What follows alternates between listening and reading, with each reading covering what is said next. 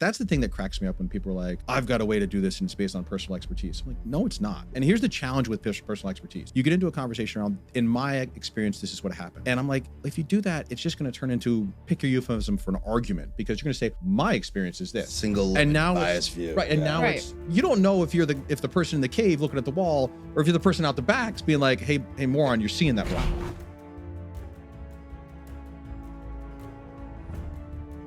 Gets back to, you've got to meet people where you were. And like, to come back to your question about how the IRS and how the leadership has been supporting this, they've said, hey, these are the spaces we can play in.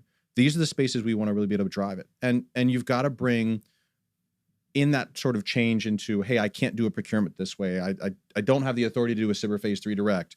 It's going to take too long. We can't get different types of companies interested in what we're doing. It's almost as though you go through a list of those things because they're very valid justifications for not doing something. And you literally go through and go, okay, that's not an issue anymore. That's not an issue anymore. That's not an issue anymore. That's not an issue anymore. I think I've helped try to solve your problem. Like, you're the expert. How does this look to you? And then it completely changes the tenor of the conversation. Like, I have a Team Digi shirt on right now. So we have cultural principles for Team Digi. And one of them is to be pro-digitalization, not anti-status quo. Because it's really, you were talking about the person. Great nuance. That is a fantastic. Well, thank you. But nuance. I mean, you talked about the perception of people, right? Yeah. And so there's a perception. I don't care if you're in Austin. I don't care if you're in New York. I don't care if you're in DC. There's I'm going to swoop in with some elegant technical solution, or I'm going to provide you a report, and you're a bunch of morons. You should have been doing this the right way. Yeah. There are like reasons why things are done in a particular way. So when you come in and say, hey, Tyler, you're good at this. Help me understand where you think your blockers are. Yeah. Then I'm solving your problem. I'm not trying to pretend that I'm the expert. Right? And it's a path, right? And this is something Molly and I used to talk about all the time, right? There's a mindset where it's find me a path to yes. Yep. Right? I think tell me no. Well, and that's part of one of the challenges of like large organizations. And I'll categorize it that way because it's not just the government. Agreed. But like 95%, maybe 99 are empowered only to say no. And you've got to help either sort of break down whatever sort of house of cards is structuring the argument, or whatever past experience.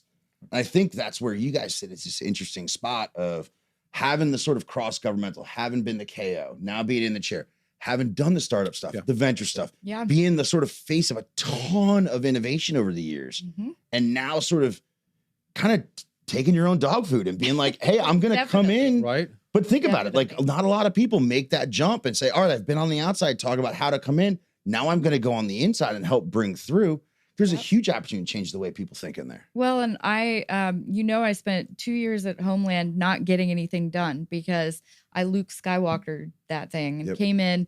I can save everybody. Now I'm, again, with the government, ready to save people. But I came in.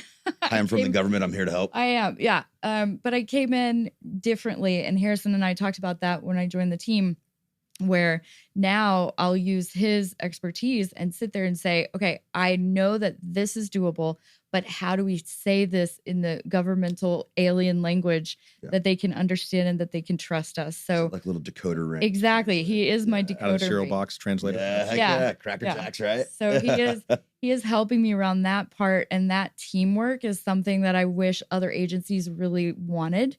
Bringing outsiders in and us sitting there and blending our expertise has worked wonders. Right, because I ask you to translate for me all the time. I'm like, I don't know what they said. Can you translate? And I'm that? like, I love that. Stop talking about that. We'll do that. So yeah, we are each other's safety zones. It's nice. Well, and the other thing we talk about, like, I mean, you even go into large organizations, right? So you've got Blank's, lean value startup, and you've got organizational debt. You've got Keely's 10 types of innovations. Like, that's the thing that cracks me up when people are like, I've got a way to do this and it's based on personal expertise. I'm like, no, it's not. And here's the challenge with personal expertise. You get into a conversation around, in my experience, this is what happened. And I'm like, if you do that, it's just going to turn into, pick your euphemism for an argument, because you're going to say, my experience is this. Single and now bias view. Right. And now that translation, it's so important, because you've got to get to a space where, well, and here's the other thing you've got to do, is you've got to find a way to demonstrate the value early on. Because if you take, again, we talk about DoD, like, again, I wrote contracts for aircraft carriers for the CVN 70, the overhaul of the Virginia class submarine from nuke to ballistical capability and SEAL teams in the missile tubes. Like, there are structures, and your plan is literally coming in. You're like 6 years out. I know where that boat's going to be. Like, I know what's going on there. Like, don't deal with that. Like, tackle something different where you can say, hey, here might be the ROI. Here's the return on investment. And like, here's the other piece. We were talking about pilot IRS. Mhm. A lot of people don't want to get into the federal space or the civilian space because they think it's going to be some incredibly long effort. And sometimes it is. Yep. But in this space, it's a 10-page solicitation max. We give you a 5-page technical response, no page limits. No, you have to talk about this or that. Yep. We give you your price points for all the periods, so you know how much you can stand to get.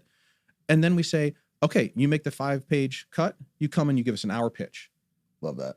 and then we'll award a It's contract. like taking a page at a DAU. Precisely. Yeah. So, but like the crazy part is we don't have OTA authority, we don't have these authorities. So this is all FAR-based. So any civilian agency can use it. So we've done it like 9 times now. Yeah. Yeah. The average time from solicitation release, which includes people prepping their written proposal, people doing also the oral pitch, Yep. from solicitation to award, 27 calendar days. Oh, Calendar days. hey-o. So and It's one of the impressive. It's pretty impressive. thank you. I mean, there's a lot of people in the procurement team's awesome about it. There's a lot of support, but the other piece is it allows you to be flexible in the back end. Yep. So we don't go into this like thou shalt do all these things. We actually had a press release that came out about the IRS scanning 120,000 forms, Heck yeah. Yes, we which did. was very cool. But here's also the part of it. That was about to be a cuss word, I think. I saw it. I thought, oh, yeah, we saw it. I did catch myself.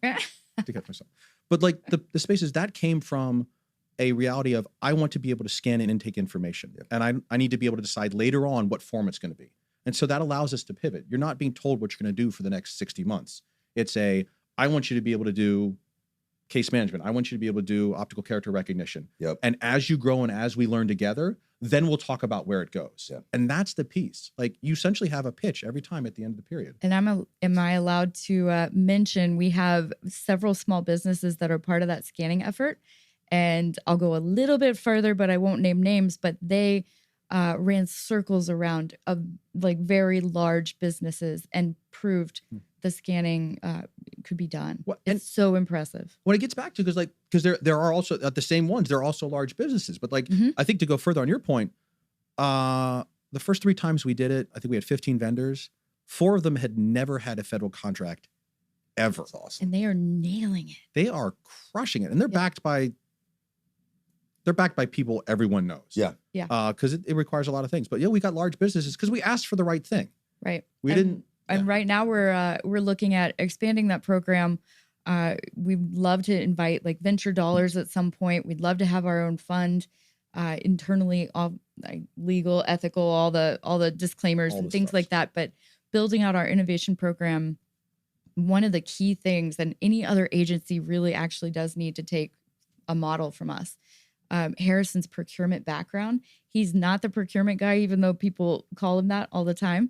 But having his background and having an innovation tilt Yep. for what we're doing is It's a priceless. neat combination. It's completely perfect. It is. So, all right. So before I ask the last question, Mhm. because like I said, I have handlers and they have forced some structure into this show. We all have bosses. Where do Yeah. people go to learn more? So I'll give it like the hot ones take. We're both- Point at one of the cameras. Where do they go? Is it just irs.gov, Team Digi? Like, is it? There's the standard answer, which is sam.gov, which is for a lot of government folks who are familiar with the government space. But the reality is, we do try to. All joking aside, we do try to post stuff on LinkedIn. We Okay. do try Yeah. to That's awesome. Try to Yeah. use like network of networks here, Meet where they are. Yeah. right? Yeah. Because there's a lot of people like I don't know what that is. Why should I be bothered? I've with been that? in the game forever and sam.gov still befuddles me. It- I know somebody's Yeah. proud of it. It's- But I and feel it bad is for that very person. complicated, but Yeah. it's a lot of information. So we try to get out in front of people in many different spaces. Here in Austin, we work with networks of networks, teams of Yep. teams, Yep. to gather that. So, but And not everything we're doing is a solicitation. Like yesterday was an event where we could sit and listen. So definitely pay attention to our social media. We are always talking about where we're going to be.